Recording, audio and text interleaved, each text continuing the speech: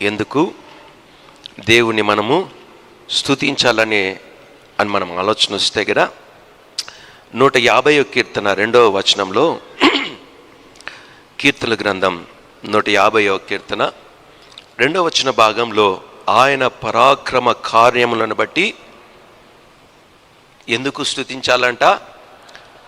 యేసుక్రీస్తు ప్రభుల వారి యొక్క పరాక్రమము కార్యములను బట్టి, ఆయన మహత్తరమైనటువంటి కార్యాలను బట్టి, ఆయన ఆశ్చర్యమైనటువంటి కార్యాలను బట్టి మనం ఏం చేయాలంటే కన్నా యేసుక్రీస్తు ప్రభుల వారిని యేసుక్రీస్తు ప్రభులు మనం ఏం చేయాలి? స్తుతించాలి. హల్లెలూయా. ఆయన మహాప్రభావమును బట్టి ఆయనని, కింది భాగంలో ఆయన మహాప్రభావమును బట్టి మనం ఏం చేయాలి? ఎవరిని స్తుతించాలి? మనముగా మనమేమీ చేసుకోలేము. ఆయన పరాక్రమాన్ని బట్టి, ఆయన ప్రభావాన్ని బట్టి మనం ఏం చేయాలంటే గన ఆయన స్తుతిస్తూ రావాలి. హల్లెలూయా. ఆయన పరాక్రమశాలి గనక ఆయన అద్భుత కార్యాలు చేసేటటువంటి దేవుడు. హల్లెలూయా. నమ్మినటువంటి బిడ్డలు చెప్దాం హల్లెలూయా. సర్వోన్నతుడైనటువంటి యేసుక్రీస్తు ప్రభుల వారి నామానికి సమస్త ఘనత, మహిమ, ప్రభావాలు కలుగునుగాక. మీకు సంతోషాన్ని కలిగించేటివన్నీ కార్యక్రమాలు కూడా ఎక్కడున్నాయంటే గన సంవత్సరం అంతయు జరిగేటటువంటి కొన్ని తారీఖులు మనం ఏర్పాటు చేసుకున్నాము.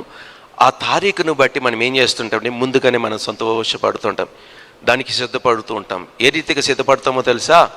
ఆ సంతోషము 25వ తారీఖున, డిసెంబర్ 25వ తారీఖున మనం సంతోషపడేదానికి ఆ సంతోషాన్ని అలవాటు ఎట్లా చేసుకుంటామో తెలుసా? బజార్లోకి వెళ్ళి సంతోషాన్ని కొనుగోలు చేసుకుంటా ఉంటాము. ఆ సంతోషం ఎక్కడ మనం సంపాదించుకునేది? బజార్లో బట్టల కొట్టు దగ్గర సంతోషాన్ని కొనుక్కుంటూ ఉంటాం. సరే, 25వ తారీఖున మన స్నేహితులందరినీ కూడా మనం పిలిచి మంచి భోజనం, మంచి ఆహారాన్ని సిద్ధపరిచి, వారు వస్తే గన మనం ఏం చేస్తూ ఉంటాము? వారికి ఆహారం మనము పెట్టామని సంతోషపడుతూ ఉంటాము. హల్లెలూయా. అయితే మనకు దీని ద్వారా సంతోషం కలుగుతుంది, బాగానే ఉంది. దీని ద్వారా, పండుగ ద్వారా దేవుడు యేసుక్రీస్తు ప్రభువు పుట్టారని సంతోషం కలిగింది, వాస్తవమే.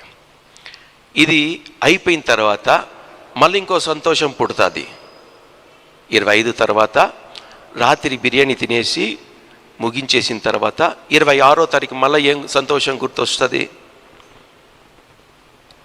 జనవరి 1వ తారీఖును గుర్తొస్తుంది. 31 రాత్రి జనవరి 1వ తారీఖు 2025 సంవత్సరపు నూతన సంవత్సరం అని సంతోషం గుర్తుకొస్తుంది. ఆ సంతోషం కూడా పూర్తి చేయబడుతుంది. ఆ సంతోషం అయిపోయిన తర్వాత ఇంకో సంతోషం కొరకు మనము వెతుకుతూ ఉన్నాము. ఏది ఆ సంతోషము? చిన్న బిడ్డలు చెప్పారు గుడ్ ఫ్రైడే అని చెప్పి, అది కూడా అయిపోయింది. దాని తర్వాత ఏమొస్తుంది? ఈస్టర్ వస్తుంది. ఈస్టర్ తర్వాత ఏమొస్తుంది? సపోజ్ క్రిస్మస్లని, మినీ క్రిస్మస్లని ఏవేవో సంబరాలు చేస్తుంటాం క్రిస్మస్ అనేసి. దేవుని బిడలారా, మీరు వీటి మీద లక్ష్యం ఉంచి సంతోషపడుతుంటే గన ఈ సంతోషము తాత్కాలికమైనటువంటిది. ఈ సంతోషం ఎటువంటిది? ఒక దినాన మీకు కలిగి మరొక దినాన, అంటే నీటి బుడగ లాంటినటువంటి ఈ జీవితం ఎటువంటిదో ఆ రీతిగా మీరు సంతోషాన్ని మీరు దినాలలో లెక్కించుకుంటున్నటువంటి వారుగా ఉన్నాము. అయితే దేవుడు అంటున్నటువంటి మాట, నిత్య సంతోషాన్ని నేను మీకు, నిత్య సంతోషాన్ని మీకు, నిత్య ఆనందాన్ని మీకు ఎక్కడిస్తాడో తెలుసా? మనం సంతోషపడేటటువంటి ప్రతి సంతోషం కూడా దేనిలో చూసుకుంటున్నామంటే కనుక ఆభరణాల్లో చూసుకుంటున్నాము, వస్త్రాల్లో చూసుకుంటున్నాము, ఆహారాల్లో చూసుకుంటున్నాము. అయితే ఇవన్నీ కూడా దేనికి సంబంధించినవి అంటే కనుక మీరు లెక్కకేసుకుంటే కనుక ఈ 3 కాకుండా ఇంక మరొకటి ఏదైనా ఉందా? ఇంకేమైనా తీసుకుంటారా మీరు? క్రిస్మస్కి, జనవరికి కానీ ఇంకేమైనా తీసుకుంటారు? బట్టలు తీసుకుంటారు, మంచి భోజనాలు మీరు సిద్ధపరచుకుంటారు. లేదంటే కనుక ఇంకొంచెం డబ్బులు ఉన్నవారైతే ఏం చేస్తారని ఆభరణాలు తీసుకోవడము, బంధువుల్ని పిలవడం, ఇవన్నీ కూడా దేని మీదకి వెళ్తుంది అంటే తెలుసా? శరీరం మీదకి వెళ్తుంది. ఇవన్నీ కూడా దేని మీద మోపబడుతుందో తెలుసా? దేని మీద అలంకరింపబడుతుందో తెలుసా? శరీరం మీద అలంకరింపబడుతుంది. మీరు వేసుకునే దుస్తులైనా, ఆభరణాలైనా, మీరు తినేటటువంటి ఆహారమైనా శరీరంలోనికి వెళ్తుంది, ఆత్మలోనికి వెళ్ళడం లేదు. మీరు తినేటటువంటి ఆహారం, మీరు వెతుక్కుంటున్నటువంటి సంతోషాలు ఇహలోకంలో ఎక్కడ దేనికి సంతోషం కలిగిస్తుందంటే శరీరానికి మాత్రమే. అయితే దేవుడు అంటున్నటువంటి మాట, మీ దేహము ఎవరికి ఆలయమై ఉంది? ఎవరికి ఆలయమై ఉంది? దేవుని బిడలారా, స్తుతి చేయుట ఎవరికి మంచిది? యథార్థంగా జీవిస్తున్నటువంటి మీకు స్తుతి చేస్తే గన మీకు ఏం కలుగుతుందంటే మంచి కలుగుతుంది, మేలు కలుగుతుంది. రెండవది, నేను చెప్పినటువంటి విషయం పరిశుద్ధ గ్రంథంలో నుండి, స్తుతి చేసేటటువంటి వ్యక్తుల్ని దేవుడు ఎక్కడ ఉంచుకుంటాడో తెలుసా? దేవుడు ఎక్కడ ఉంచుకుంటారు? నేను వచ్చినటువంటి బిడ్డలు చెప్పాలా, స్తుతి చేసేటటువంటి వారిని, దేవుడిని ఆరాధించేటటువంటి వారిని యేసుక్రీస్తు ప్రభులు ఏ స్థానం ఇస్తాడో తెలుసా? యేసుక్రీస్తు ప్రభుల వారు ఎదుట, యేసుక్రీస్తు ప్రభుల వారి ఎదుట స్తుతించేటటువంటి వారిని దేవుడు ఉంచుకుంటాడు. మరొకటి, స్తుతించేటటువంటి బిడ్డల్ని యేసుక్రీస్తు ప్రభులు ఎక్కడ ఉంచుకుంటాడో తెలుసా? ఆయన సింహాసనం మీదుగా ఆయన ఉంచుకుంటాడు. అంటే అంతటి ఆధిక్యత ఒక వ్యక్తి స్తుతిస్తూ ఉంటే గన యేసుక్రీస్తు ప్రభువారు ఆ మనుషునికి దేవుడు ఇస్తాడు. హల్లెలూయా. చూడండి, లోకంలో అనేక మంది ఉన్నారు, స్వస్థతలు చేసేటటువంటి సేవకులు ఉన్నారు. నేను ప్రార్థన చేస్తే, నేను ప్రవచిస్తే, నేను ఉపదేశిస్తే అని మాట్లాడేటటువంటి వాళ్ళు, బోర్డులు వేసుకొని తిరిగేటటువంటి వాళ్ళు, నేను ప్రసంగిస్తే ఇంతమంది జనమొచ్చేటటువంటి వాళ్ళు అని అనేటటువంటి సేవకులు కానీ, దేవుని బిడ్డలుగా పిలువబడుతున్నటువంటి వారు కానీ ఉన్నారు. అయితే యేసుక్రీస్తు ప్రభుల వారి దగ్గర కనబడుతున్నటువంటి వారు ఎవరు అని అంటే గన యేసుక్రీస్తు ప్రభుల వారిని స్తుతించేటటువంటి వారు. హల్లెలూయా. దేవుని ఎదుట ఎవరు స్థానం సంపాదించుకుంటున్నారు? స్వస్థతలు చేసేవారు సంపాదించుకున్నారా? ఎవరు సంపాదించుకుంటున్నారు? ఎవరైతే యెహోవా దేవుని ఆరాధిస్తున్నారో, ఎవరైతే యేసుక్రీస్తు ప్రభుల వారిని స్తుతిస్తున్నారో, స్తుతి చేయుట యథార్థవంతులకు మేలుకరము, శోభస్కరము అని చెప్పబడినటువంటి మాట ఏ రీతిగా మేలు కలుగుతాదంటే గన యేసుక్రీస్తు ప్రభుల వారి ఎదుట నిలబడేటటువంటి కృప నా పరమతండ్రి అయినటువంటి యేసుక్రీస్తు ప్రభుల వారు స్తుతించేటటువంటి బిడ్డలకు దేవుడు అనుగ్రహిస్తాడు. హల్లెలూయా. నా ప్రియమైనటువంటి దేవుని బిడ్డల, అందుకే దేవుని యొక్క దూతలు దేవుని ఎల్లప్పుడు ఎప్పుడు కూడా ఎల్లవేళలో కూడా యేసుక్రీస్తు ప్రభువుని స్తుతిస్తూనే ఉంటారు. కాబట్టి మరొక ధ్యాస, మరొక పని, మరొక కార్యక్రమం వాళ్ళు ఏమీ చేయరు. యేసుక్రీస్తు ప్రభువు పరిశుద్ధుడు పరిశుద్ధుడు పరిశుద్ధుడు పరిశుద్ధుడు అని నిత్యము గాన ప్రతిగానాలతో యేసుక్రీస్తు ప్రభువుని మహిమపరుస్తూనే ఉంటారు. గనుక ఆ దేవదూతలందరూ కూడా ఏ స్థలంలో ఉంటారు? దేవుని ఎదుట ఉంటారు. హల్లెలూయా. నీవు స్తుతించేటటువంటి వాడవైతే నా యేసుక్రీస్తు ప్రభువారు నిన్ను ఆయన ఎదుట నిలబెట్టుకుంటాడు. ఎవరి ఎదుట? ఆయన రాజ్య సింహాసనం ఎదుట స్తుతించేటటువంటి స్త్రీ అయినా పురుషుడైనా మిమ్మల్ని దేవుడు ఆయన ఎదుట నిలబెట్టుకుంటాడు. హల్లెలూయా. మరొక విషయం కూడా చెప్పాను. దేవుణ్ణి ఆరాధిస్తున్నప్పుడు, యేసుక్రీస్తు ప్రభువు వారిని మహిమపరుస్తున్నప్పుడు, దేవుణ్ణి స్తుతిస్తున్నప్పుడు ఆర్భాటముతో దేవదూతలు ఏం చేసేవారో తెలుసా? వారికి ఎన్ని రెక్కలున్నాయి? 6 రెక్కలున్నాయి. 6 రెక్కలకి 6 పనులు ఉన్నాయి. 6 రెక్కలకి. అయితే ఆ 6 రెక్కలు రెండు రెక్కలతో ఏం చేస్తాయంటే గన అవి ఎగురుతూ ఉంటాయి. ఆ రెండు రెక్కలతో ఏం చేస్తాయంటే ఎగురుతూ ఉంటాయి. మరొక రెండు రెక్కలతో వాటి మహాన్ని ఏం చేస్తుంది? దేవునికి కనపరచవు. రెండు రెక్కలతో తన మహాన్ని, తన శిరస్సు భాగాన్ని ఆ దేవదూతలు దేవుని ఎదుట కనపరచుతూ, మిగిలిన తక్కినటువంటి రెండు రెక్కలతో మహాపరిశుద్ధుడైనటువంటి యేసుక్రీస్తు ప్రభుల వారిని ఎదుట వారి పాదములు కప్పివేసుకుంటాయి. ఆ మిగిలినటువంటి రెండు రెక్కలతో కూడా ఈ దేవదూతలు ఏం చేస్తాయో తెలుసా? రెండు కూడా కప్పివేసుకుంటాయి. రెండు రెక్కలు కాళ్ళను కప్పుకుంది, కాళ్ళు కనబడకుండా. రెండు రెక్కలు మొహంని కప్పుకునింది. మిగిలినటువంటి దేహముతో రెక్కలతో మిగిలిన రెండు రెక్కలతో యేసయ్య పరిశుద్ధుడని ఎగురుతూ. ఎందుకు దేహాన్ని కప్పుకోలేదో తెలుసా? అది దేహము దేవుని యొక్క ఆలయమై ఉన్నది గనుక. ఆ దేహము పరిశుద్ధుడైనటువంటి యేసుక్రీస్తు ప్రభుల వారి యొక్క ఆలయమై ఉన్నది గనుక ఆ దేహము ఎవరికి కనపరచాలో తెలుసా? నిర్మించినటువంటి యేసుక్రీస్తు ప్రభుల వారికి కనపరచాలి. హల్లెలూయా. మనం ఏం చేస్తామో తెలుసా? దేవుని మందిరంలోకి ప్రవేశించినటువంటి మనం, ఆరాధిస్తున్నటువంటి మనం, ప్రార్థిస్తున్నటువంటి మనం, ఉపవసిస్తున్నటువంటి మనం, క్రమం తప్పకుండా ఆరాధనకు వస్తున్నటువంటి మనం ఏం చేస్తామో తెలుసా? దేహాన్ని తప్ప మిగతా అన్నీ చూపిస్తూ ఉంటాం. హృదయం తప్ప ప్రతి క్రైస్తవుడు, ప్రతి క్రైస్తవురాలు దేవుని మందిరంలోనికి వచ్చినప్పుడు, దేవుని స్తుతిస్తున్నప్పుడు, దేవుని ఆరాధిస్తున్నప్పుడు, దేవుని గణపరుస్తున్నప్పుడు, దేవుణ్ణి కీర్తిస్తున్నప్పుడు మానవులైనటువంటి మనకు దేవుడిచ్చినటువంటి తనక ఆలయముగా, తనక నివాస యోగ్యముగా ఏర్పాటు చేసుకున్నటువంటి మనిషిని యొక్క హృదయాన్ని, దాన్ని ఏం చేస్తామంటే దాన్ని కప్పేసుకుంటాం. దేని ద్వారా కప్పేసుకుంటామంటే పాపము ద్వారా కప్పేసుకుంటాం. దేని ద్వారా?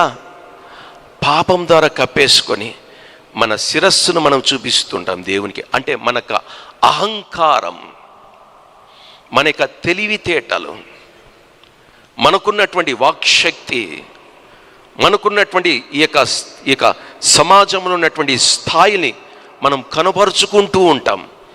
మహమ్ముని చాటి వేసుకునేటటువంటి పరిస్థితులు ఈ రోజున క్రైస్తవులు కనబడడం లేదు. మన పాదాలని కూడా కప్పుకోవడం లేదు. మన పాదాలు ఎక్కడెక్కడో పాపపు యొక్క సందర్భాలలో, పాపపు స్థలాలలో వెళ్ళకూడనటువంటి ప్రతి చోటికి వెళ్ళి ఈ పాదాలు ఏం చేసాయంటే పాపం చేసి వచ్చాయి. వీటిని కూడా మనం ఏం చేయాలంటే కన్నా దేవుని కన్ని దృష్టికి మరుగు చేయబడాలి. అంటే మనము మనకు శిరస్సునైనా, మన తలభాగమునైనా, మన పాదములనైనా మనం ఏం చేయాలంటే కన్నా పరిశుద్ధపరచుకొని రావాలి.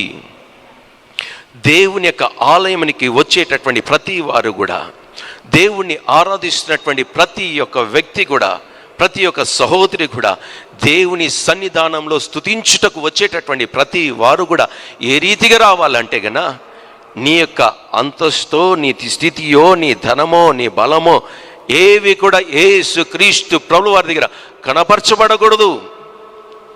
నీవు చేసినటువంటి పాపపు పాదములతో దేవుని మందిరంలోనికి నువ్వు అడుగు పెట్టకూడదు. ఎందుకంటే నువ్వు దేవుని యొక్క ఆలయంలోకి వచ్చేటటువంటిది ఎందుకు వస్తున్నావో తెలుసా? మహోన్నతుడైనటువంటి యేసుక్రీస్తు ప్రభువు వారిని ఆరాధించడానికి. పరిశుద్ధమైనటువంటి హృదయముతో నీవెక్కడికి రావాలో తెలుసా? దేవుని మందిరంలోనికి నువ్వు అడుగు పెట్టాలి. ఆ పరలోకంలో మనం చూసినట్లయితే గన దేవుని యొక్క దూతలు ఎల్లప్పుడూ ఎప్పుడు కూడా ఈ క్షణం, మరొక క్షణం, మరొక దినం, ఈ దినం అని కాకుండా, తారతమ్యత లేకుండా, వ్యత్యాసం లేకుండా, సమయం గతించిపోకుండా ప్రతి క్షణము కూడా నా యేసుక్రీస్తు ప్రభువారు పరిశుద్ధుడు, పరిశుద్ధుడు, పరిశుద్ధుడని నిత్యము ఆయనను మహిమపరుస్తూనే ఉంటారు. హల్లెలూయా. నా ప్రియమైనటువంటి దేవుని బిడ్డలారా, ఈరోజు ప్రసంగిస్తున్నటువంటి నేను ఈ స్థలంలో ఉన్నప్పటికీ కూడా మీలాంటి వాడనే, మీలాంటి మనుషుడినే. నేను కూడా అటువంటి కార్యం నేను చేయకపోతే, అంటే దేవుడిని ఎదుట నేను వచ్చిన తర్వాత నా మొహాన్ని, నాకున్నటువంటి స్థితిని, నా యొక్క పాదముల్ని నేను కప్పుకోకుండా, పరిశుద్ధపరచుకొనకుండా దేవుని మందిరంలోకి వచ్చి అడుగుపెట్టి నేను మహిమపరుస్తుంటే గన, దేవుని స్తుతిస్తుంటే గన, ఆ ఆరాధన యేసుక్రీస్తు ప్రభువు వారు అంగీకరించడు. ఎందుకంటే నీ యొక్క పాపపు స్వభావముతో, పాపపు కార్యాలతో నువ్వేం చేస్తున్నావంటే తెలుసా, నీ యొక్క శరీరాన్ని కనపరుస్తున్నావు కానీ నీ దేహాన్ని నువ్వేం చేసుకుంటున్నావు, కప్పిపుచ్చుకుంటున్నావు. నీ హృదయాన్ని కప్పుపెచ్చుకుంటున్నావు. నీ దేహము దేవుని యొక్క ఆలయముగా మార్చబడి, అది పరిశుద్ధంగా ఉంచబడి, దేవుడు చూసేటట్లుగా నీవు ఏం చేయాలంటే కన్నా నీ హృదయాన్ని తెరవాలి. నీ హృదయాన్ని తెరవాలి. ఎవరి దగ్గర అంటే వారి దగ్గర కాదు, కానీ యేసుక్రీస్తు ప్రభువు వారి దగ్గర, యేసుక్రీస్తు ప్రభువు వారి దగ్గర నీ దేహాన్ని తెరవాలి, నీ మనస్సును తెరవాలి, నీ నోటిని తెరవాలి. నా ప్రియమైనటువంటి దేవుని యొక్క సంగమా, నీవు నిజంగా దేవుని దగ్గర నీ హృదయాన్ని తెరిచేటటువంటి దానవుగా, వాడవుగా ఉన్నట్లయితే గన నీ హృదయములో నుండి పరిశుద్ధంగానే నీ యొక్క స్వభావం కనబడుతూ వస్తుంది. పరిశుద్ధంగా నీ ప్రవర్తన నీవు జీవిస్తూ వస్తావు. పరిశుద్ధమైనటువంటి ఆలోచనలు నీకు కలుగుతూ వస్తుంది.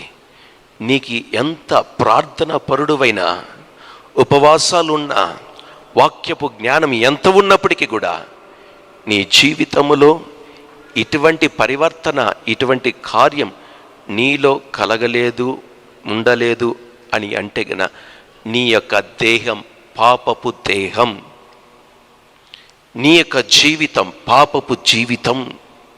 నా ప్రియమైనటువంటి దేవుని బిడ్డలరా, వాక్యం ఉపదేశిస్తున్నప్పుడు, వాక్యం బోధిస్తున్నప్పుడు వ్యతిరేకంగా ఆలోచించి వ్యతిరేక స్వభావాలతో మాట్లాడేటటువంటి వారు కూడా ఉంటారు. నా ప్రియమైనటువంటి దేవుని బిడ్డలరా, వీరు ఎవరు అంటే గన వాక్య జ్ఞానం కలిగినటువంటి వారే, వాక్యం గురించినటువంటి అవగాహన కలిగినటువంటి వారే. అయితే వీరు ఎవరు అంటే గన సంఘంలో ఉన్నటువంటి శాస్త్రులు, పరిసయ్యులు. వారు బోధిస్తారే తప్ప, వాక్య జ్ఞానం ఉంటుందే తప్ప వాక్యానుసారమైనటువంటి జీవితం వారిలో ఉండదు. వీరు ఎవరంటే గన శాస్త్రులు, వీరు ఎవరంటే గన పరిసయ్యులు. యేసుక్రీస్తు ప్రభువు వారి యొక్క కాలంలో కూడా దేవుడు బోధిస్తూ ఉంటే గన ఈ యొక్క శాస్త్రులు, పరిసయ్యులు దేవుని ఎదుటకు వచ్చి, దేవుని దగ్గరకు వచ్చి మాట్లాడినటువంటి వారు. హల్లెలూయా, హల్లెలూయా. దేవుని గురించినటువంటి ఈ యొక్క అనేకమైనటువంటి వ్యర్థపు మాటలు మాట్లాడినటువంటి వ్యక్తులు ఎవరంటే గన శాస్త్రులు సంఘంలో ఉన్నారు, పరిసయ్యులు సంఘంలో ఉన్నారు. ఎవరు వీరంతా గన వాక్యము తెలిసినటువంటి వారే, అయితే వాక్యం వారి జీవితాల్లో పనిచేయనటువంటి వారు. నా ప్రియమైనటువంటి దేవుని బిడ్డలరా, వీరి యొక్క హృదయం కూడా మార్చబడాలి, వీరి యొక్క హృదయం కూడా పరిశుద్ధపరచబడాలి. హల్లెలూయా చెప్దాం. హల్లెలూయా. సంతోషం తగ్గిపోకూడదు. హల్లెలూయా, హల్లెలూయా. చివరి వరకు కూడా ఇదే రీతిగా ఉండాలి. ఎప్పుడైతే నీ యొక్క తల మీద దేవుని యొక్క నిత్యానందం ఉంటుందో అప్పుడు తగ్గిపోదు. హల్లెలూయా, హల్లెలూయా. పరిశుద్ధుడైనటువంటి యేసుక్రీస్తు ప్రభువు వారి యొక్క నామం మీ అందరి ద్వారా మహిమపరచబడును గాక.